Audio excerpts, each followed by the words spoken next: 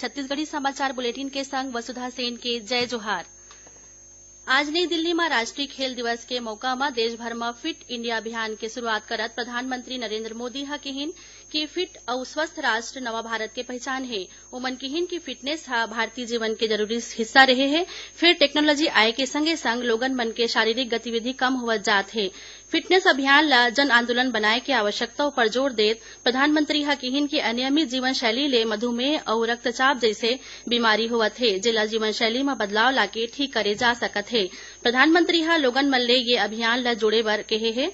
Hockey के जादूगर major Dhyanchand ला सुरता करत प्रधानमंत्री ह कहिन कि आज के दिन भारत के युवा खिलाड़ी मन ला बधाई देके जौन मन विश्व मंच में देश के हिस्सा ला सरलग नवा गौरव देके कोशिश में लगे हैं। ओमन कहिन कि बैडमिंटन, टेनिस, एथलेटिक्स, बॉक्सिंग, कुश्ती या और कोनो भी खेल हो, भारतीय खिलाड़ी मन देश के आशा और उम्मीद ला पूरा करत है। खेल मंत्री किरेन रिजिजू हा कहिन कि देशवासी मन के सहयोग ले ये अभियान हा नवा ऊंचाई ला छूही। आज राष्ट्रीय खेल दिवस आए। ए मौका में रायपुर के पंडित दीनदयाल उपाध्याय ऑडिटोरियम में राखे गए एक ठन प्रमुख कार्यक्रम में मुख्यमंत्री भूपेश बघेल ह राज्य के चुने गए खिलाड़ी मन ला खेल पुरस्कार और अलंकरण बांटे जाही। अभी शुरू होत कार्यक्रम में 8 खिलाड़ी मन ला शहीद राजीव पांडे पुरस्कार के तहत 3-3 लाख रुपया और 7 खिलाड़ी मन ला शहीद कौशल यादव पुरस्कार और 2 प्रशिक्षक के संगे संग एक निर्णायक ला वीर हनुमान सिंह पुरस्कार ले सम्मानित करे जाही।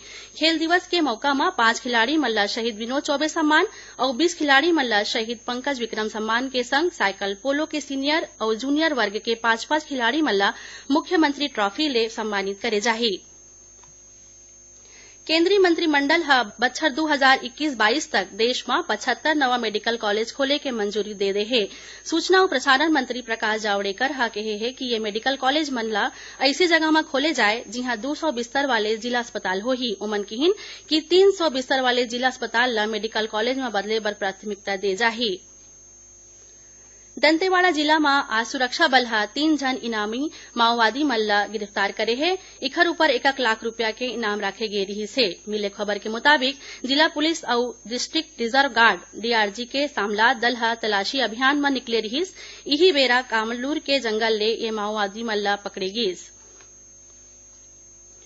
मुख्यमंत्री भूपेश बघेल के मासिक रेडियो वार्ता लोकवाणी के दूसरैया कड़ी के प्रसारण ला 8 सितंबर के करे जाही। लोकवाणी में एदारी के विषय युवा और शिक्षा राखे गे है। एक कार्यक्रम में शामिल होए बर कोनो भी मनखे हा काली 30 अगस्त तक आकाशवाणी रायपुर के टेलीफोन नंबर 077-124-305-01 और 243-0502 में मंझनिया 3 बजे ले 4 बजे के बीच अपन बात ला रिकॉर्ड कर सकत हैं।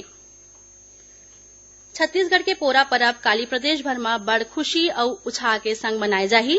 पोरा हा खेती किसानी में पशुधन के महत्ता ला बताने वाला तिहार है। ए दिन किसान मन अपन बढ़िया फसल के कामना के संग अपन बइला मन ला सुग्घर ढंग ले सजा के ओखर पूजा पाठ करथे और छत्तीसगढ़ी पकवान के भोग लगाए जाथे। ए दिन कतकोन जगह में बइला और गेड़ी दौड़ के प्रतियोगिता घलो रखे जाथे। पोरा के दिन लइका मन माटी ले बने खिलौना ला खेल के तिहार के मजा लेथे। राज्यपाल अनुसुईया उइके मुख्यमंत्री भूपेश बघेल हा पोरा तिहार के पहली संझा में प्रदेशवासी मन ला बधाई और शुभकामना दिन है। अउवा पेश है मौसम के हाल। मौसम विभाग हा अवैया 24 घंटा के दौरान उत्तरी छत्तीसगढ़ में भारी वर्षा होए के चेतावनी दे है। उन्हें प्रदेश के आने जगह मन में हल्का ले मध्यम वर्षा हो सकत है। मौसम विभाग ले मिले खबर के मुताबिक ए बेरा बंगाल के खाड़ी में एक ठन चक्रवात बने हैं जेखर ले प्रदेश के कुछ जगह में वर्षा होवत है। आकाशवाणी हा पाछू कई बछर ले देशभर के भाषा बोली मन के पारंपरिक संस्कार गीत और कतकोन मौका में गाए जाने वाला लोकगीत के संगे संग लोक गाथा ला इकट्ठा करे के काम करत है। एखर बर जम्मो धर्म संप्रदाय जाति उपजाति और जनजाति मन के गीत ला रिकॉर्ड करे जात है। देश में नंदावत सांस्कृतिक संपदा ला बचाए खातिर आप मन के भूमिका महत्वपूर्ण हो सकत है। फिर आप मन चाहत हो कि ये प्रचलित पारंपरिक लोकगीत लोक गाथा ला संरक्षित रखे जाए त अपन तीर के आकाशवाणी केंद्र के कार्यक्रम प्रमुख ले संपर्क स्थापित कर सकत हव। एकरे संग छत्तीसगढ़ी समाचार बुलेटिन इहे सुरावत है। जय जोहार।